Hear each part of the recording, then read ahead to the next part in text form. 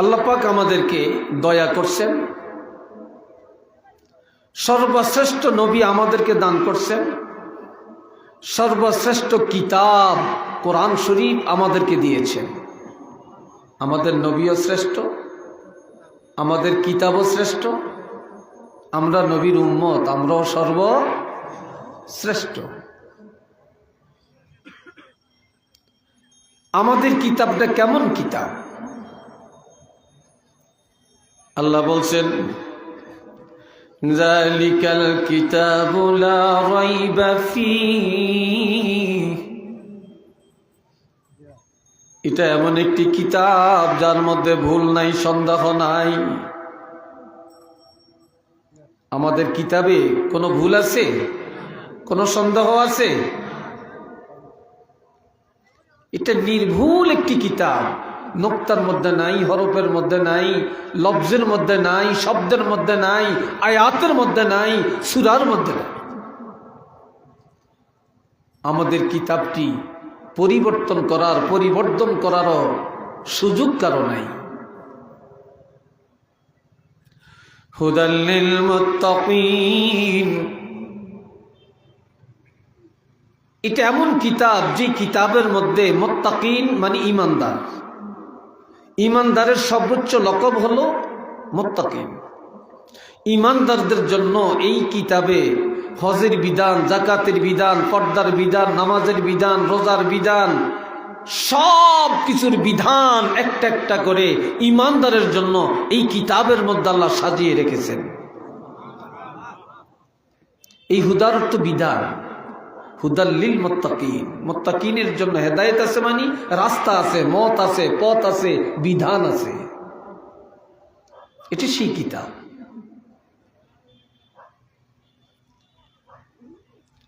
হাজিরিন, আল্লাহ আরেক জায়গায় বলছেন,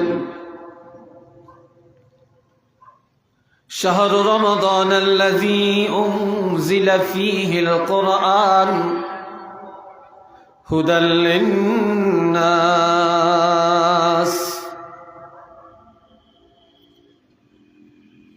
রমজান মাস এমন একটি মাস যেই মাসে কোরআন নাজিল করা হয়েছে, যেই কোরআন হলো মানুষের জন্য হেদায়েত। তাহলে মানুষ এটা শুধু মোমেন না, সর্বস্তরের সকল কোয়ালিটির মানুষ। আর মুত্তাকিন বলতে শুধু মোমেন। তাহলে সর্বস্তরের মানুষের জন্য বিধান আছে, হেদায়েত আছে এই কোরআনের মধ্যে। যারা ইহুদি, নাসারা, কাফির, মুশরিক, তাদের জন্য এই কিতাবে আছে দাওয়াত, আর যারা ঈমানদার তাদের জন্য আছে বিধান। বলেন না সুবহানাল্লাহ।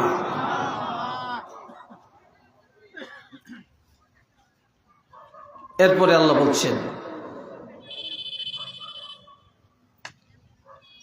আমরা যে সর্বশ্রেষ্ঠ রাসূল পাইলাম, সর্বশ্রেষ্ঠ কিতাব পাইলাম, সর্বশ্রেষ্ঠ উম্মত পাইলাম, এই আমরা উম্মত হইলাম। এখন আমরা যে মুমিন, আমরা দাবি করলাম, আমাদের ঈমানের কোয়ালিটিটা কি? আমরা রাসূলের উম্মত, আমাদের কোয়ালিটিটা কি? দ্বিতীয় আয়াতে আল্লাহ বলছেন, আল্লাযীনা ইউমিনুনা বিল গায়ব, তারাই হলেন ঈমানদার, তারাই হলেন সঠিক উম্মত, তারাই হলেন রাসূলের বাস্তব উম্মত, যারা অদৃশ্যকে বিশ্বাস করে। আমরা কি আল্লাহকে দেখেছি?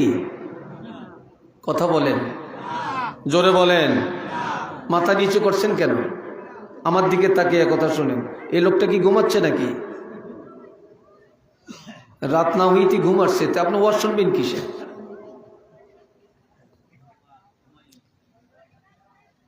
সবাই আমার দিকে তাকাবেন। আমরা আল্লাহকে দেখি না, এক আল্লাহকে বিশ্বাস করি। আমরা তকদির দেখি না, বিশ্বাস করি। আমরা ফেরেশতা দেখি না, বিশ্বাস করি। আমাদের পিছনে ফেরেশতা কতজন আছে বলতে পারবেন? হ্যাঁ, 160 জন করে ফেরেশতা আমাদের নবীর উম্মতের, প্রত্যেকটা উম্মতের 24 আওয়ার্স, 24টা ঘন্টা একজন বন্দার পিছনে খেদমত করে যাচ্ছে। আমরা কোনোদিন বেতন দিতে হয় না। আজকে যে আপনি এখানে আসছেন, আপনার সন্তান পাহারা দেয়, আপনার বাড়ি পাহারা দেয়, বাগান পাহারা দেয়, আপনার ব্যবসা পাহারা দেয়। আর আমি আপনার যখন চলাচল করি তখন আমাকে আপনাকে পাহারা দেয়। আর দুইজন আছে এদের নেতা, এরা দুই কাঁধে থাকে। কোথায় থাকেন? দুই কাঁধে। ইয ইয়াতালাক্কাল মুতালাক্কিয়ানি আনিল ইয়ামিন ওয়া আনিশ শিমালি ক্বাঈদ।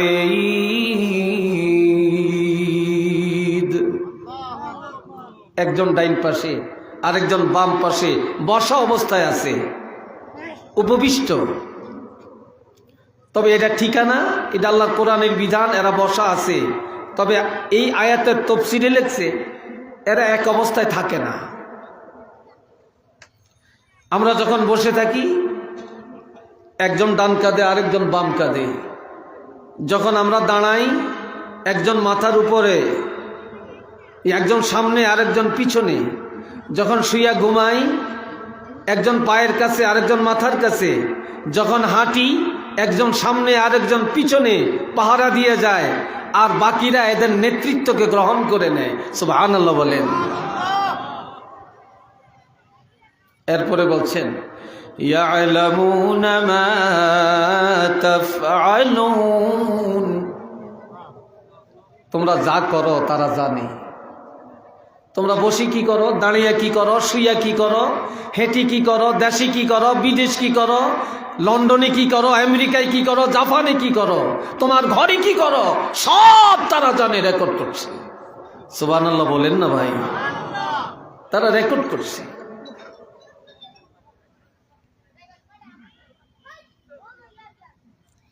আল্লাযীনা ইউমিনুনা বিল গায়ব, যারা অদৃশ্যকে বিশ্বাস করে তারাই হলেন ঈমানদার। কোরআন তারাই মানে যারা অদৃশ্যকে বিশ্বাস করে। কোরআন তারা মানে না যারা আল্লাহকে মানে না,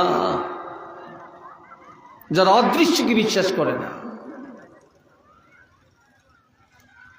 এখন আমরা যে অদৃশ্যকে বিশ্বাস করি, আমরা যে কোরআন মানি, আমরা যে রাসূল মানি, এটার বহির প্রকাশটা কি?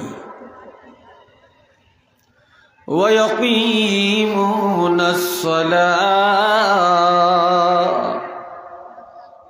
যারা অদৃশ্যকে মানে, যারা কোরআনের বিধান মানে, তাদের পরিচয় তারা নামাজ কায়েম করে। কি কায়েম করেন? তারা নামাজ কায়েম করেন। আর কি করেন? তাদের আর কি পরিচয়? ওয়া মিম্মা রাযাকনাহুম ইউনফিকুন, আল্লাহর দেওয়া সম্পদ তারা আল্লাহর পথে ব্যয় করে। তারা কি পর না, তারা দেহের ইবাদত করে, তারা মালের ইবাদত করে। কিছু মানুষ আছে দেহের ইবাদত বুঝে, মালের ইবাদত বুঝে না। যে ইবাদত আল্লাহ রাসূলকে পর্যন্ত অর্ডার দিয়েছেন। আল্লাহ বলছেন ইন্না আ'তাইনাকাল কাউসার, হাবিব আমি আল্লাহ আপনাকে কাউসার নামক নিয়ামত উজমা দান করলাম। সবচেয়ে বড় দাবি নিয়ামত কাউসার আপনি রাসূলকে দান করলাম, এটা আর কাউকে দেই নেই। তবে আমি যে আপনাকে কাউসার দিলাম, এই নিয়ামতের শুকর আদায় করার জন্য দুইটা আমল। চিল্লিয়া বলেন কয়টা? আরো আওয়াজ দিয়ে বলেন। ফাসাল্লি লিরাব্বিকা ওয়ানহার,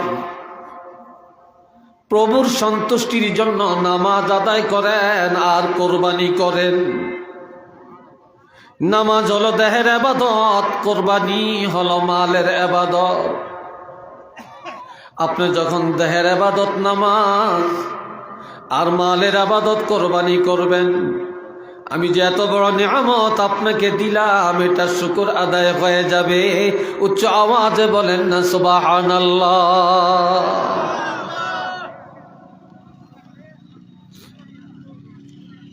তো এখানে তিনটা গুণ,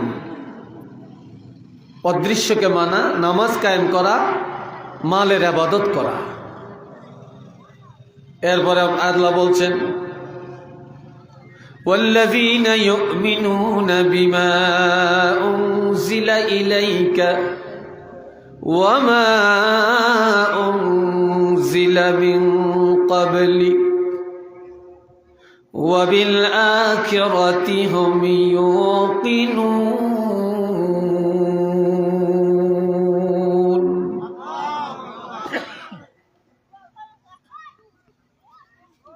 তারাই হলেন ঈমানদার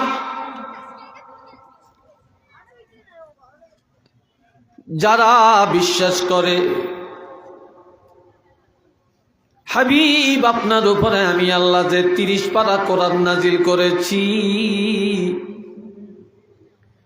এই কোরআনকে যারা মানে, কোরআনকে যারা বিশ্বাস করে,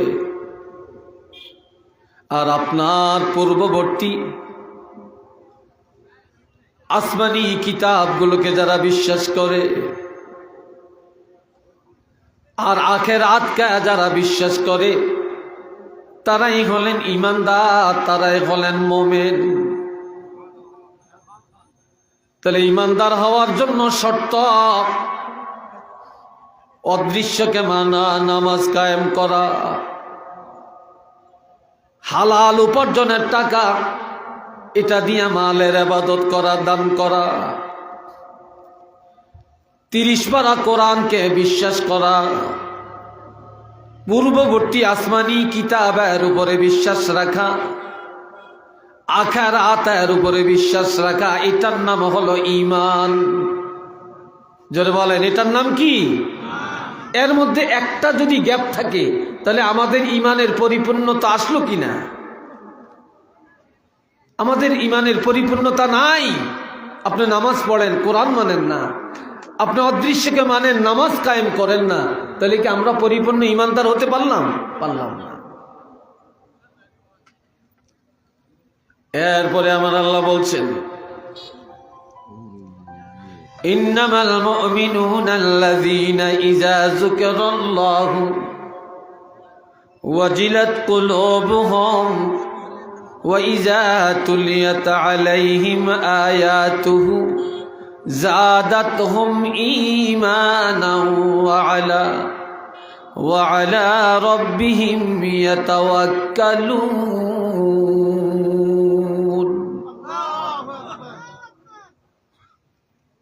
খুব খেয়াল করবেন। আপনারা দাঁড়িয়ে আছেন কেন?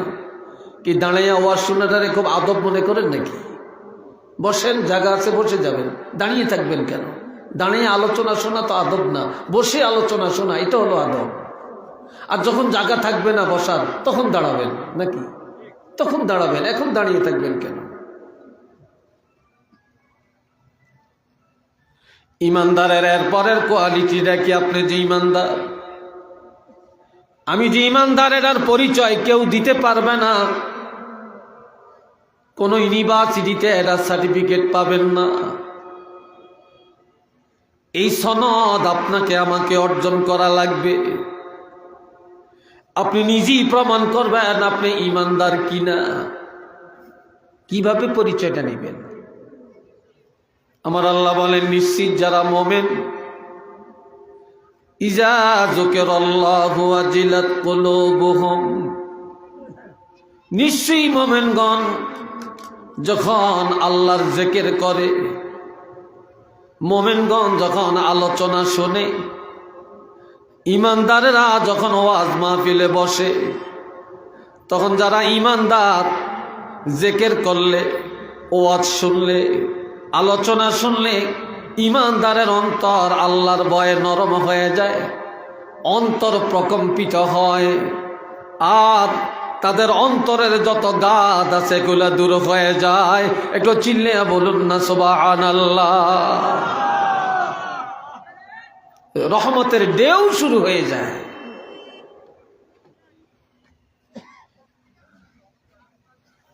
দুই নম্বরে وَإِذَا تُلِيَتْ عَلَيْهِمْ آيَاتُهُ যাদাতহুম ঈমানা। যারা মোমেন কোরআন তেলাওয়াত করলে তাদের ঈমান তাজা হয়। অথবা আপনি কোরআন তেলাওয়াত শুনেছেন, শোনার মাধ্যমে ঈমান তাজা হয়। কোরআন তেলাওয়াত করলে, কোরআন তেলাওয়াত শুনলে ঈমান বেড়ে যায়, মানে ঈমান তাজা হয়ে যায়। আপনি আমি একটা লাইট চালাই, মোবাইল চালাই, এটা চালাইতে চালাইতে এটা চার্জ কমে যায়, তখন আমরা চার্জ দিই। কি বলেন, দেই কি না? এটা চার্জ দিই, চার্জ দিলে আবার চলে। আজ দুনিয়াতে মানুষ, ইমানদারেরা দুনিয়ার মাহৌলে, দুনিয়ার অবস্থানে গুনাহ করতে করতে করতে করতে, অপরাধ করতে করতে তাদের ঈমানের সার যখন কমে যায়, যখন কোরআন তেলাওয়াত করে আর কোরআন তেলাওয়াত শুনে যারা ঈমানদার, তখন তাদের ঈমানের সার্জ বেড়ে যায়, ঈমানের সার্জ পরিপূর্ণতার মধ্যে এসে যায়। একটু চিল্লিয়া বলেন না মারহাবা।